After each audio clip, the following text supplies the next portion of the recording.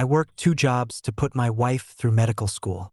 She passed the board exams and ghosted me during residency. I worked 2 jobs. I gave up sleep, weekends, even my own dreams to put my wife through med school. She passed the boards, hugged me that night, and vanished the next. No goodbye, no explanation, just gone. You won't believe what I uncovered next. Let me take you back to where it all began, because to understand the magnitude of this betrayal, you need to know what we had, or what I thought we had. Hey, story lover. Welcome to the Narrative Hub, Reddit Stories. Believe me, this adventure gets wild, but it's only epic with you. Seriously, you make this possible.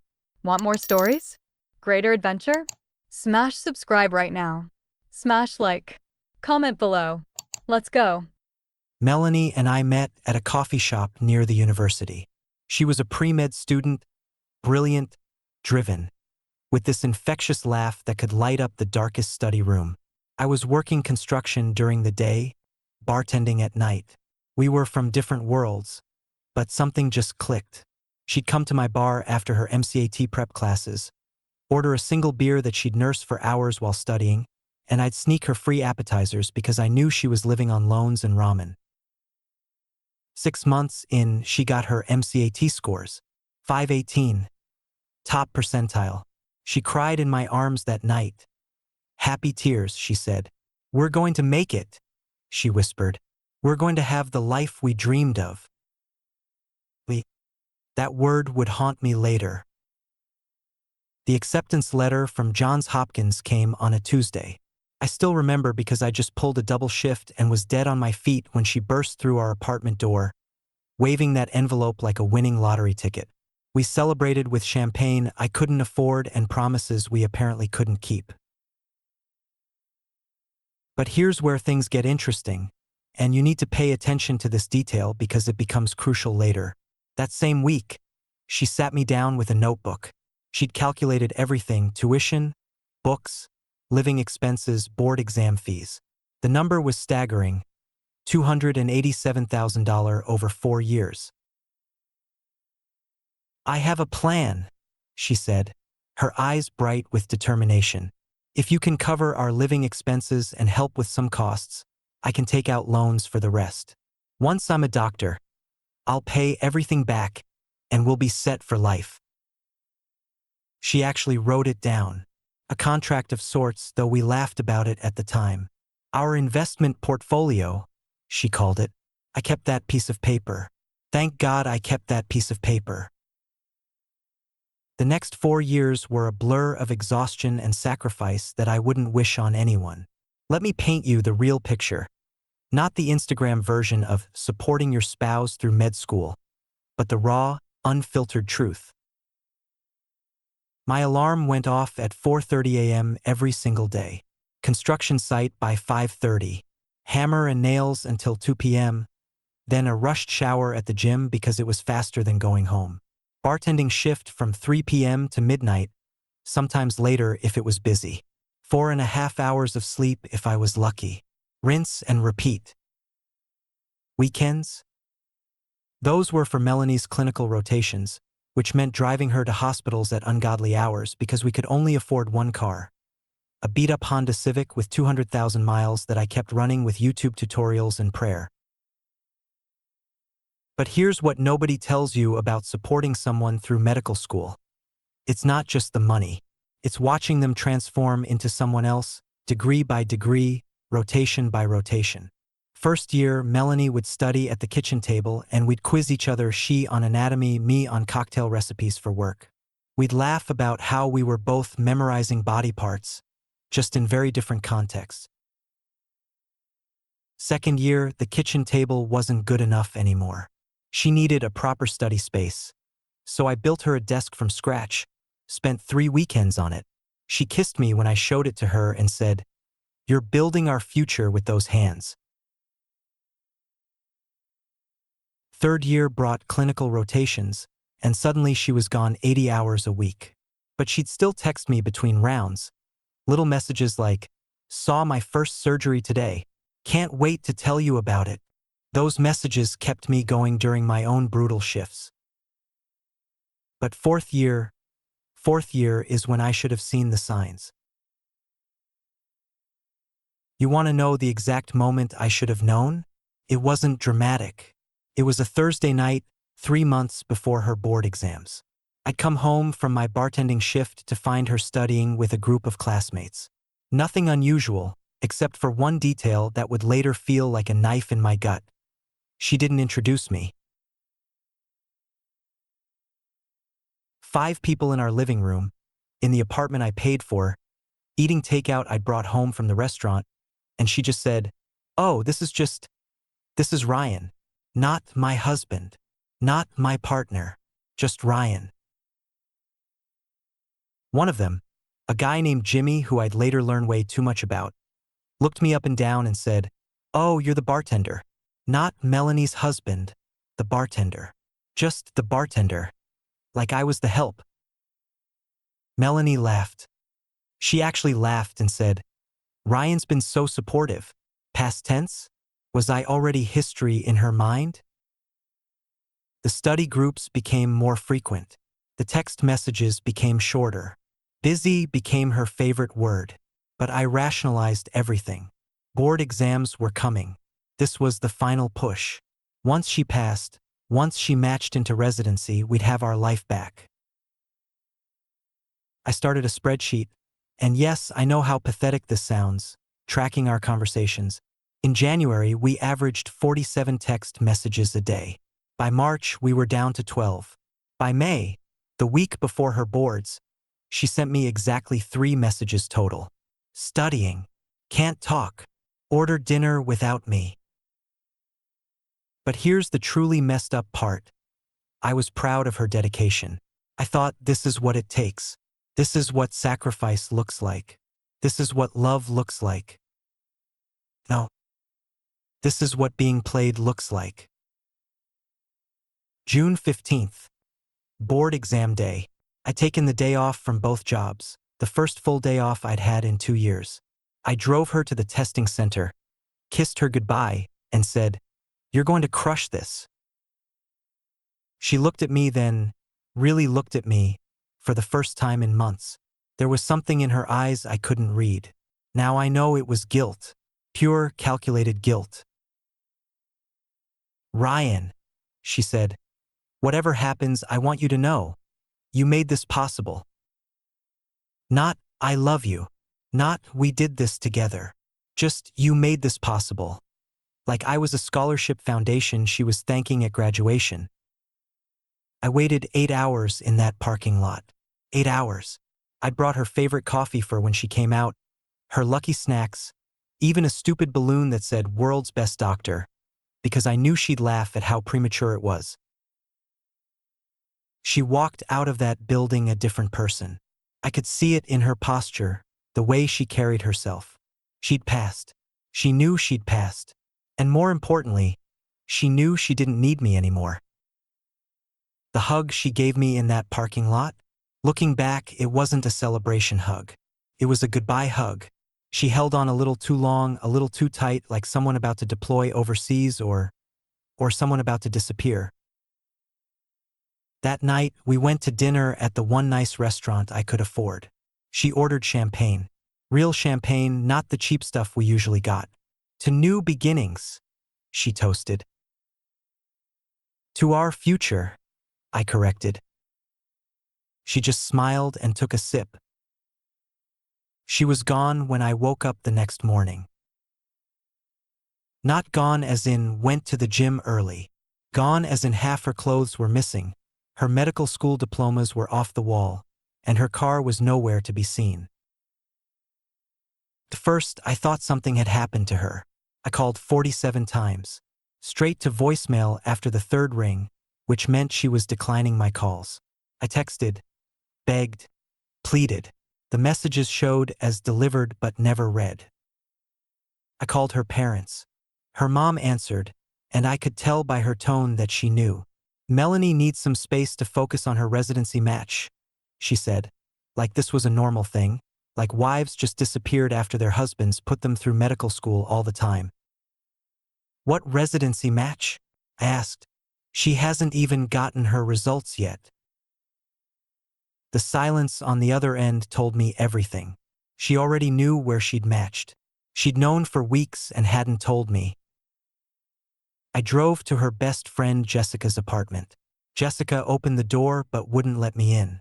"She's not here," she said, but I could see Melanie's distinctive yellow study lamp through the doorway. "Just tell me why," I begged. "Just tell me what I did wrong." Jessica looked at me with something between pity and disgust. "Ryan, you're a good guy, but come on. You had to know this was coming. She's going to be a doctor. You're a bartender. What did you think was going to happen?" What did I think was going to happen? I thought we were building a life together. I thought sacrifice meant something. I thought love meant something. I thought wrong. 3 weeks of silence. 3 weeks of me calling in sick to both jobs, barely eating, barely sleeping, just staring at my phone willing it to ring. Then, on week 4, I snapped out of it. Not because I felt better, but because I got angry. Really, truly, volcanic level angry. You don't just get to disappear. Not after everything. Not after 4 years of my life, my money, my dreams deferred. So I did what any rational person would do. I became a detective in my own marriage. First stop, social media. She'd blocked me on everything, but she forgot about LinkedIn. There it was, updated just 2 days after she left. "Excited to announce I'll be starting my internal medicine residency at Massachusetts General Hospital." Boston. She was going to Boston. We lived in Baltimore, and she was moving to Boston without even telling me. But wait, it gets better. Or worse, depending on how you look at it. I created a fake Instagram account, just a random medical student persona. It took me 3 days to get accepted into the private Hopkins Med class of 2024 group. And there she was. Photos from a graduation party I wasn't invited to. Photos from a residency celebration dinner at a restaurant I could never afford. And in every single photo, standing just a little too close, was Jimmy. Remember Jimmy? The one who called me the bartender? His hand on her lower back in one photo, her leaning into him in another. A champagne toast where they're looking at each other like how she used to look at me when we first met. The caption on one photo made me physically sick. "So grateful for my study partner who got me through boards. Boston, here we come." We come. They were both going to Boston. Remember that piece of paper I mentioned? The one where she wrote down our investment portfolio? I pulled it out of the drawer where I'd kept it with all our important documents. But when I went to look for other papers, our marriage certificate, tax returns, anything, I discovered something that made my blood run cold. She'd been planning this for months. I found credit card statements she'd hidden. A new card, in her name only, opened 6 months before boards. Charges for apartment deposits in Boston, moving services, even new furniture. All while I was working myself to death to pay our rent in Baltimore. But the real kicker? I found a bank statement for an account I didn't know existed. She'd been siphoning money from our joint account. Small amounts, $100 here, $200 there. Always just after I'd deposited my paychecks. Over 2 years, she'd saved up nearly $15,000. Our emergency fund, she'd called it, for medical emergencies. The emergency, apparently, was being married to me. I started digging deeper. Her student loan documents? She'd listed herself as single. The residency match application? Single. The apartment lease in Boston that I found through some creative Googling? Single occupant with a move-in date of June 16th, the day after her boards. She hadn't just left me. She'd been erasing me from her life, document by document, form by form, for at least a year. I did something I'm not proud of. I drove to Boston. 12 hours round trip, but I needed to see it with my own eyes. I found her apartment building, a luxury high-rise in Back Bay that cost more per month than I made in 3 weeks. I waited outside for 2 days, living on gas station coffee and spite. Finally, on day 3, I saw her, walking out of the building in her white coat, the one I dreamed of seeing her wear, the one that was supposed to represent our success, our sacrifice paying off. She wasn't alone. Jimmy was with her, and they were laughing about something on his phone. She looked happy, carefree, like the last 4 years had been erased and she was starting fresh. I stepped out of my car. Our eyes met across the street. I watched the color drain from her face, watched her grab Jimmy's arm, watched her whisper something to him. Then she did something I'll never forget. She looked me dead in the eyes, shook her head slowly, and mouthed the word no, like I was a dog she was commanding to stay. Jimmy stepped forward, all 6 feet 2 inches of entitled medical resident bravado. "You need to leave," he said, "or we're calling the police." "I'm her husband," I said, and my voice cracked on the word. Melanie laughed. Actually laughed. "Ryan, we're separated. Have been for months. You need to move on." Separated? When? When did we separate? While I was working double shifts. While I was driving her to rotations. While I was celebrating her board results. "You owe me an explanation," I said. "I don't owe you anything," she replied. And then, the words that would actually save me: "You knew what this was. A transactional relationship. You helped me through school and I'm grateful, but that's where it ends. Don't make this harder than it needs to be." Transactional. She said transactional. In front of a witness. I drove back to Baltimore with those words echoing in my head. Transactional relationship. I'd given up 4 years of my life for a transaction?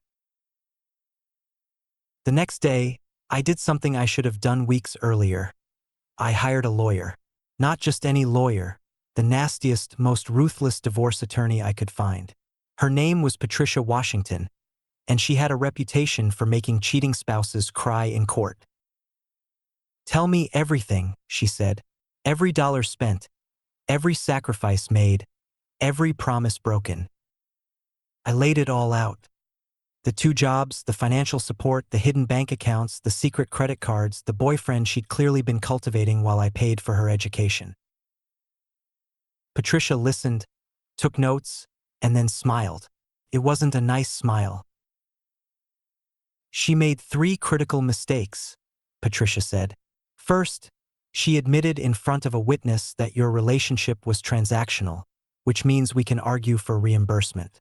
Second, she filed her taxes as single while you were still legally married, which is fraud. And third," she pulled up something on her computer. "Massachusetts is an equitable distribution state. Her medical degree, earned during your marriage with your financial support, is considered marital property. She owes you half the value of her future earnings." Half. The word tasted like justice. But wait, because this is where the story takes a turn even I didn't see coming. Patricia hired a private investigator. Standard procedure in high-asset divorces, she said, though I laughed at the idea that I was high-asset anything. Within a week, he'd uncovered something that changed everything. Melanie wasn't just with Jimmy. She was married to Jimmy. Not legally, she was still legally married to me. But they'd had a commitment ceremony 6 weeks before her boards. Pictures on social media, friends and family in attendance, her in a white dress, him in a suit. Her parents were there. The same parents who told me she needed space to focus. But here's the kicker. In Massachusetts, where they were living, adultery is still technically a crime. And bigamy, even ceremonial bigamy, can void certain legal protections in divorce proceedings. The investigator also found something else. Melanie had applied for and received several needs-based scholarships and grants during medical school, claiming financial hardship. She'd stated on the applications that she had no spousal support. Meanwhile, I had bank records showing I transferred her over $60,000 during that same period. That's fraud. Federal fraud because some of those grants were government funded. Patricia's smile got wider. She's exposed herself to criminal liability. We can use this as leverage. I didn't want to destroy her. Despite everything, I just wanted what was fair. But then she made another mistake. She had Jimmy call me. "Look, man," he said, like we were buddies discussing a fantasy football trade. "Melanie's worried about how this is going. She's willing to offer you $20,000 to just sign the papers and walk away. Clean break, no drama." $20,000 for 4 years of my life, for $287,000 in financial support, for giving up my own dreams of going back to school. "That's insulting," I said. "It's more than you'd make in a year bartending," he replied. That's when I decided to go nuclear. Patricia crafted a beautiful email, not to Melanie, to the residency program director at Mass General. It outlined in clinical detail how one of their incoming residents had 1. Committed federal scholarship fraud. 2. Potentially committed bigamy. 3. Hidden assets during marriage. 4. Falsified financial documents. We didn't send it. We just made sure Melanie's lawyer knew we had it ready to go. Within 24 hours, Melanie's lawyer called Patricia. Their offer had increased to $100,000. Patricia laughed and hung up. 48 hours later, they called back. $250,000. "We're not negotiating," Patricia said. "We want half the value of her medical degree, calculated based on the average lifetime earnings of an internal medicine physician. That's $2.8 million over a career, so our client is owed $1.4 million. Or we send the email." Melanie called me herself after that. First time I'd heard her voice in 3 months. She was crying, sobbing actually. "You're trying to ruin my life," she said. "No," I replied, surprisingly calm. "I'm trying to get back the life you stole from me. I didn't steal anything. You offered to help. Because I loved you, because I thought we were building something together. You're going to destroy my career before it even starts. Like you destroyed our marriage before it had a chance to succeed?" She went quiet.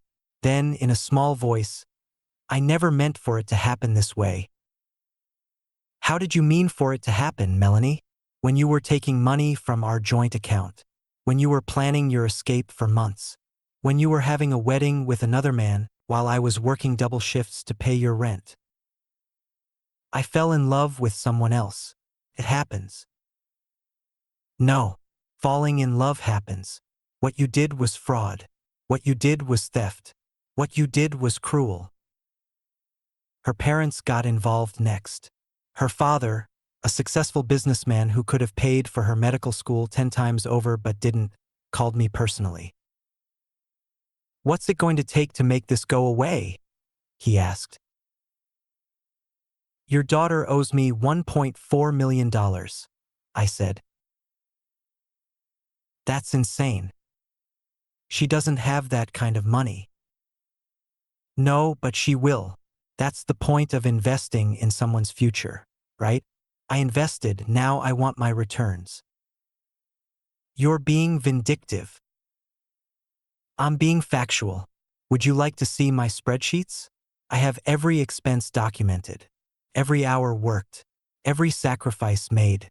I can show you the exact ROI I should be getting on my investment in your daughter's career." He sighed. "What if we could come to a more reasonable arrangement?"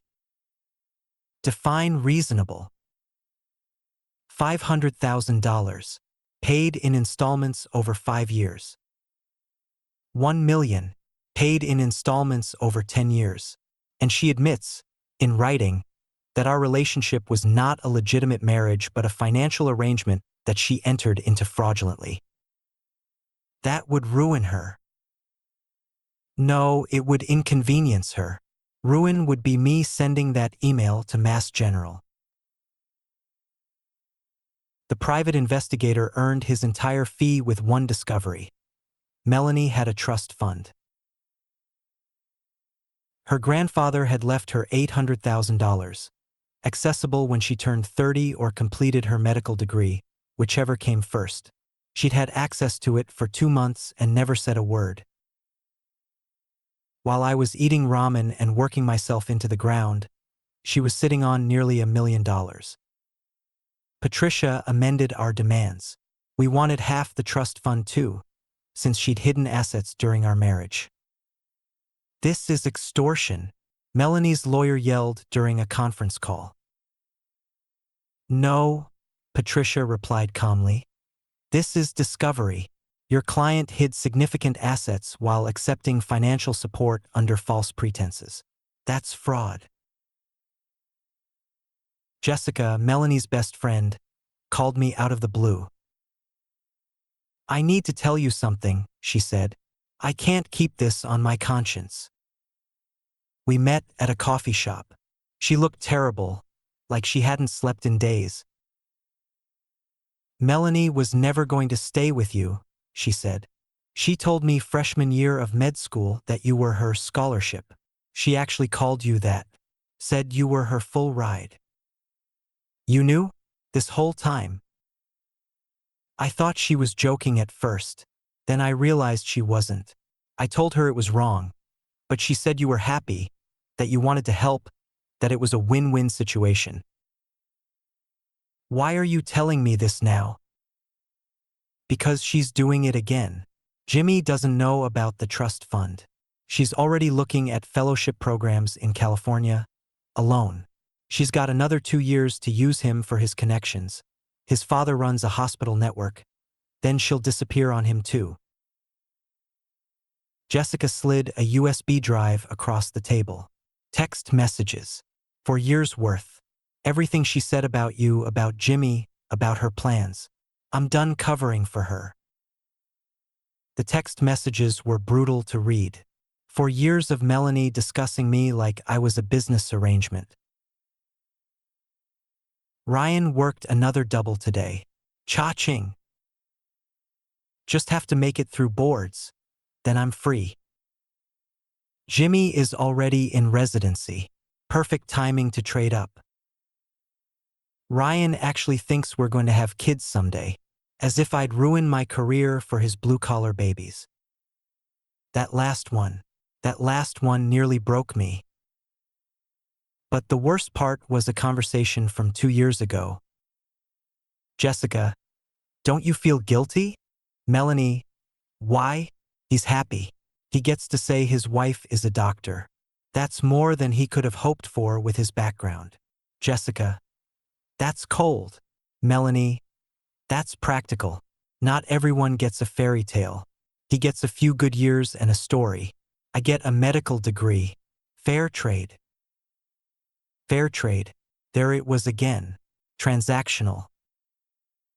We never actually made it to trial.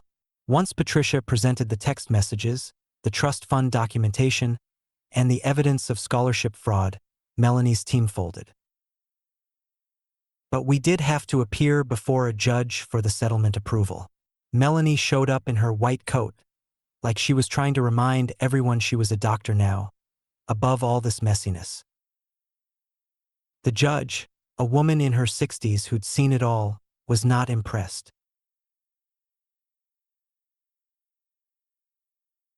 Dr. Mitchell, she said, using Melanie's maiden name, which stung more than I expected. You've agreed to pay Mr. Collins $800,000, representing his investment in your education plus damages for fraudulent misrepresentation of the nature of your relationship. Is that correct? Melanie couldn't look at me. Yes, Your Honor. And you understand that this judgment will be public record? Her lawyer objected, but the judge overruled. Your client chose to hide assets and misrepresent her relationship for financial gain. The public has a right to know. The money hit my account in 3 installments. First payment, $400,000 from the trust fund. I stared at the balance for hours. More money than I'd ever seen in my life, but it felt hollow. I quit both jobs. Not dramatically, just gave my 2 weeks and left. My boss at the construction site shook my hand and said, "I heard what happened. You're better off, son." The bar owner offered to sell me the place. "You've got the money now," he said. "Could be your own boss." I thought about it. Then I did something else entirely. I went back to school. Not medical school. I'd had enough of that world. Computer science. Something I'd always been interested in but never had the time or money to pursue.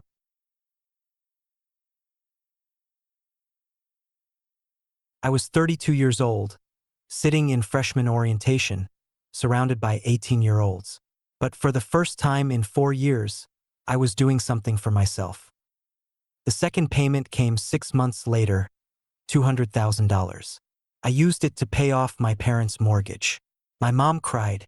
My dad just nodded and said, "You earned every penny of that, son." The update.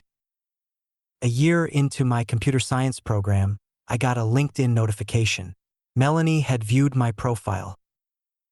I'd updated it with my new path, computer science student at MIT. Yeah, MIT. Turns out when you can pay full tuition and have a compelling personal story, admissions committees take notice. She messaged me, "I see you're doing well." I didn't respond. A week later, another message, "I heard you're at MIT. That's amazing, Ryan. You always were smarter than you gave yourself credit for." Still didn't respond. Finally, "I'm sorry for everything.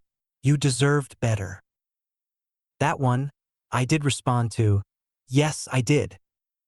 Remember when Jessica said Melanie was planning to leave Jimmy too? Well, Jimmy found out. Not from me, I'd moved on. But somehow, the text messages Jessica had given me found their way to him. Jessica never admitted to it, but I suspect she had a crisis of conscience. He called me one night, drunk and rambling. "You were right about her," he said. "She's a user. Freaking parasite." I know. She applied for a fellowship in California. Didn't even tell me. I found the acceptance letter. "I'm sorry." "No, you're not." He was right. I wasn't sorry. There was something poetic about her doing to him exactly what she'd done to me. "She owes you the third payment soon, right?" he asked. "Yeah, $200,000. "Good. Take every penny. Then forget she ever existed." The final payment was due on a Tuesday. It didn't come. Patricia called Melanie's lawyer. There was apparently an issue with liquidity. "She's broke," Patricia told me. "The fellowship doesn't pay much, and she's been living beyond her means. She's requesting a payment plan for the final installment." I could have squeezed her, could have added interest, penalties, made her life miserable. But I realized something. I didn't care anymore. "Give her 6 months," I said. "No interest if she pays in full by then." Patricia looked at me like I'd grown a second head. "You're being too generous." "No, I'm being done. I want this chapter closed." I was in San Francisco for a tech conference 2 years after everything went down. Walking through the financial district, coffee in hand, when I literally ran into someone coming out of a building. Melanie. She looked older, tired, the kind of tired that sleep doesn't fix. "Ryan," she said. "Melanie." We stood there, two people who'd once promised to love each other forever, now strangers on a sidewalk. "You look good," she said. "I am good. I heard you're working at a startup now. That's great." "It is." She shifted uncomfortably. I paid the final installment last month." "I know." "Right, of course." She paused. "Jimmy and I, We're not together anymore. I heard. From Jessica? Does it matter? She shook her head. I guess not. Then quietly, I really did love you, you know? In the beginning. When did you stop? I don't know. Somewhere between anatomy and pharmacology. Somewhere between the first all-nighter and the 100th. The person who loved you couldn't survive medical school. So I became someone else. Someone who could use people. Someone who could survive. Same thing in your case. She flinched but didn't argue. I need to tell you where I am now, because this isn't just a story about betrayal. It's a story about rebuilding. The startup I joined, we just got acquired by Google. My equity payout was $3.2 million. More than double what Melanie owed me. More than she'll make in her first decade as a doctor. I bought a house. Nothing fancy, just a nice place with a home office and a garden. I dated casually, nothing serious, just learning how to trust again. I started a scholarship fund for first-generation college students. Full ride, no strings attached. Real scholarships, not the kind where you have to marry someone and drain them dry. Last month, I got a letter, handwritten, which shocked me because who writes letters anymore? It was from Melanie's mother. Dear Ryan, I owe you an apology. I knew what my daughter was doing, and I stayed silent because I wanted her to succeed. I told myself you were a grown man making his own choices, but I knew better. I knew she was using you. You deserved better from all of us. I heard about your success in tech. I'm happy for you. You were always too smart to be serving drinks and swinging hammers, though there's honor in that work too. You just needed a chance, and I'm sorry that my daughter took that chance and twisted it into something ugly. She's alone now, successful in her career but alone. She calls sometimes, talks about her cases, her research, but never about friends or relationships. I think she's forgotten how to connect with people without calculating what they can do for her. That's my fault. I raised her to see everything as a transaction, even love. You probably won't forgive any of us, and I don't expect you to. But I wanted you to know that a mother knows when her child has done wrong, and my child wronged you terribly. Be well, Margaret. I read it 3 times, then put it in a drawer. I didn't respond. What was there to say? But here's the part of the story I haven't told anyone until now. The real twist. The thing that makes this whole saga even more insane. Remember that notebook where Melanie had calculated all her medical school costs? The one where she'd written our investment portfolio? I'd kept it as evidence, but there was something else in that notebook I'd never paid attention to until after the divorce. Pages and pages of notes about other men. Profiles, essentially. Their jobs, their income, their family connections. She'd been shopping for a sponsor since before she met me. I was just the one who bit. But there was one name that stood out. David Washington. Patricia's husband. My divorce lawyer's husband. Melanie had dated him briefly, right before she met me. He was in finance, made good money, but apparently wasn't ambitious enough for her taste. She dumped him and moved on to me. When Patricia found out, I showed her the notebook during one of our final meetings. She laughed so hard she cried. That explains why I enjoyed destroying her so much, she said. I always wondered why David was so weird about me taking your case. Now I know. She broke his heart too. Small world. Poetic justice. Call it what you want. After my story went public, the settlement was public record, remember? I started getting messages. Other men and some women who'd been in similar situations. People who'd supported partners through law school, business school, medical school, only to be discarded once the degree was in hand. One guy, Tom, had sold his house to put his girlfriend through veterinary school. She left him the week after graduation for a fellow vet she'd been secretly dating for 2 years. Another woman, Linda, had worked 3 jobs to support her husband through his PhD. He served her with divorce papers the day he got his first tenure-track offer. We started a support group, Sounds pathetic, I know, but it wasn't. It was cathartic. We called ourselves the Scholarship X's. We shared lawyers, strategies, recovery tips. We celebrated each other's wins, new jobs, new relationships, personal victories. Tom ended up starting a successful pet food company. Linda went back to school and became a therapist specializing in financial abuse in relationships. We weren't victims anymore. We were survivors. One member of our group, Alex, was a data analyst. He did something incredible. He tracked down public divorce records and found a pattern. Medical school divorces spike at two specific times, right after board exams and right after residency completion. It's like clockwork, he said. The supporting spouse gets dumped the moment they're no longer needed. He published his findings in a blog post that went viral. The medical school marriage scam got 3 million views in a week. Melanie's story, our story, was cited as example A. Medical schools started requiring financial counseling for married students. Some even started offering couples therapy as part of their wellness programs. I'd like to think we changed something, made it a little harder for the next Melanie to pull this off. 6 months after our last conversation, Jimmy called again, sober this time. I owe you an apology, he said. For what? For how I treated you, the bartender comment. Looking down on you. I was an arrogant prick. Yeah, you were. I bought into her narrative. She made you sound like this clingy, unambitious guy who was holding her back. I thought I was rescuing her. And instead, I was just the next Mark. Better positioned than you, my dad's connections, my own medical career. She traded up.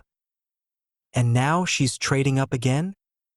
There's a surgeon in California, department head at Stanford, 45, divorced, loaded. She's already moved in with him. That was fast. She's efficient. I'll give her that. We actually laughed. Two men who'd been played by the same woman, finding humor in the absurdity of it all. You know what the really sick part is? Jimmy said. I knew she was with me when she was still married to you, and I didn't care. I figured if she'd cheat with me, that made me special. Turns out it just made me next. Here's where my computer science degree came in handy. I developed an app, nothing malicious, just a tool. It analyzed social media patterns, financial behaviors, and relationship timelines to identify potential transactional relationships. I called it Trust Flag. The algorithm was simple but effective. It looked for things like sudden lifestyle changes in one partner while the others remained static, educational or career advancement funded primarily by one party, social media posts that excluded or minimized one partner, financial patterns suggesting hidden assets or secret planning. I didn't release it publicly, but I did share it with the Scholarship X's group.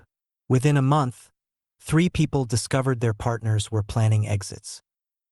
One guy, Brian, confronted his wife with the evidence. She broke down, admitted she'd been planning to leave after she passed the bar exam. They went to counseling instead. Last I heard, they were working it out. The app wasn't about revenge. It was about transparency. If someone's using you as a stepping stone, you deserve to know. Remember the surgeon Jimmy mentioned? Dr. Richard Hayes, chief of cardiac surgery at Stanford, worth approximately $12 million. He reached out to me through LinkedIn. Professional message, very formal. Mr. Collins, I've been made aware of your history with Dr. Mitchell. I'd appreciate the opportunity to speak with you. We had a video call. He was exactly what you'd expect. Silver-haired, distinguished, radiating success. I'm going to be direct, he said. I'm considering proposing to Melanie, but I've heard some concerning things. I need to know the truth. I could have destroyed her, could have told him everything, shown him the text messages, the notebook, the whole sordid story. Instead, I said, Google Mitchell versus Collins divorce settlement. Read the public records. Draw your own conclusions. That's all. That's all you need. He thanked me and ended the call.